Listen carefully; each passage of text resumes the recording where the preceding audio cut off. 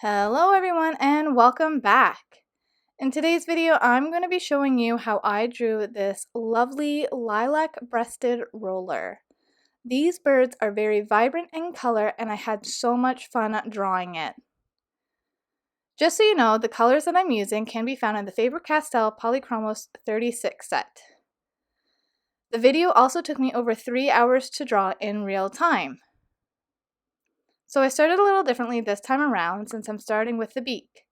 I just went in with light blue, light purple, and pink, and then using dark gray and black to darken up a few of the areas. After that, I went over it all with white to smooth it out. After the beak is finished, I make my way over to the eye, outlining the eye with warm gray 5 and added in the dark feather details between the eye and the beak. I also went above and below the beak itself. Then I went over that with warm gray 2.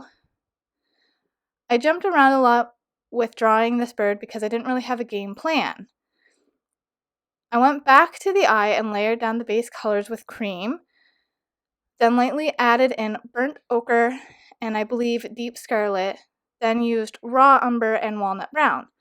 I added in light blue into the white reflection in the eye, and then I finally went in with black. Now moving on to the feathers on top of the head, I went in with the base color of cream and then used burnt ochre, and for the shading I used walnut brown. Now moving along the head above the eye, I used warm grays just because above the eye it was white and it didn't need that much details. Above the white patch I went in with cream and then light green, light blue before going over with the browns just so the layers blend together. Now the back of the head is a nice mixture of blues and greens and it blends into the pink feathers below the bird eye. To get the colors I was going for, I put cream down first, then went over it with light green and then used all the blues and green tones I had available. If you want some of the areas to be darker, you can go in with purple and indigo blue. Now working on below the eye, I started with a base color of light pink and then layered middle purple, pink, magenta, and a touch of dark purple on top.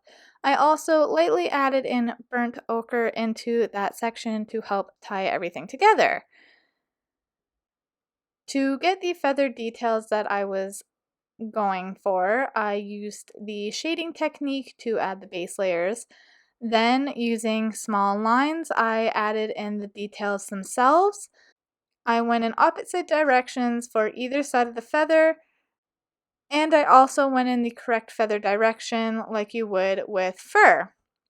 Now, where the pink and blue feather meet, a little lower on the belly, I just put down light blue and then went in with purple to show that the feathers blend together in that spot.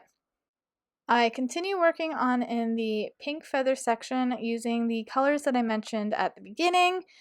I worked in sections to make sure that I got all the correct details. I even find it cute that one of the feathers look like a heart. After all the pink has been put down, I went over it with the cream to blend all the pink together to make it look nice and smooth.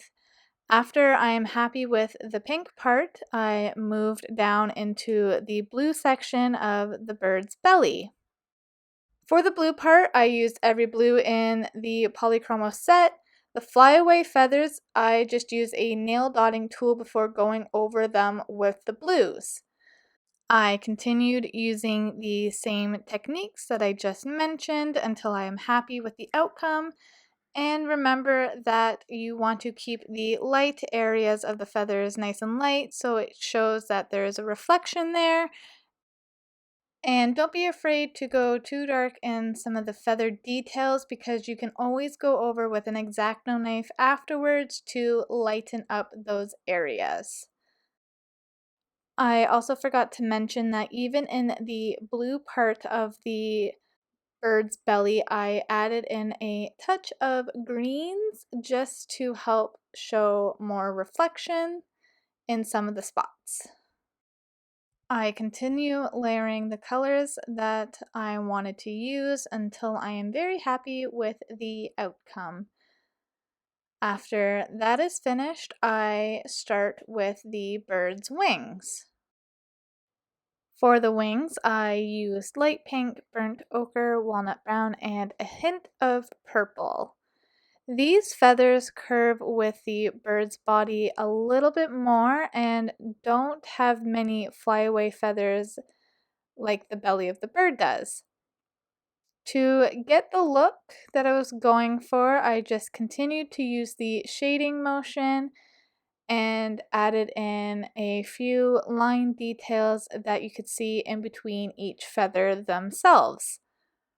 I forgot to mention that in the wings that I even added in dark gray to help add in the dark shadows that you can see in between each wing feather. I continued adding layers on top of layers in this section until I was happy with the final outcome, which took quite a while, but I'm happy with how they are now. Once all the layers are finished, I went over it all with white before starting on the tail. For the tail, there wasn't that many feather details in it, just lines separating each feather in the tail themselves, and for that all I did was go in with indigo blue and a hint of black, I believe. I didn't go too dark in the tail itself since there was a lot of reflection that you could see in the reference photo. Once the tail is completed, I started working on the branch and the bird's feet. For the branch, I actually went in with warm gray 5 to mark details that I could see in the branch before going in with the base layer of warm gray 2.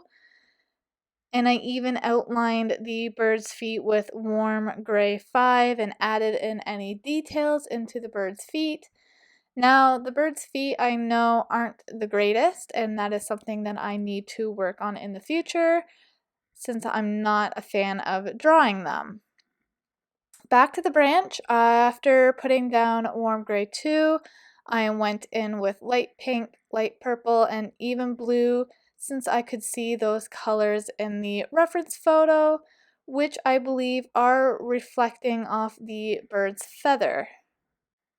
Once I'm happy with how everything is put down, I blended it together with white, and to darken up a few of the details in the branch, I went in with black and even went over a few of the areas with burnt ochre just to bring a little bit of brown into the branch itself.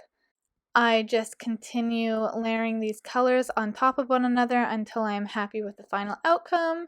I even go over everything a few more times with white just to make sure everything blends together nicely. Sorry about the blurry parts here at the end, but I hope you enjoyed the video and I hope that it can help you out when creating your own lilac breasted roller. Please leave a like down below and subscribe if you haven't done so already, and I'll see you in the next video.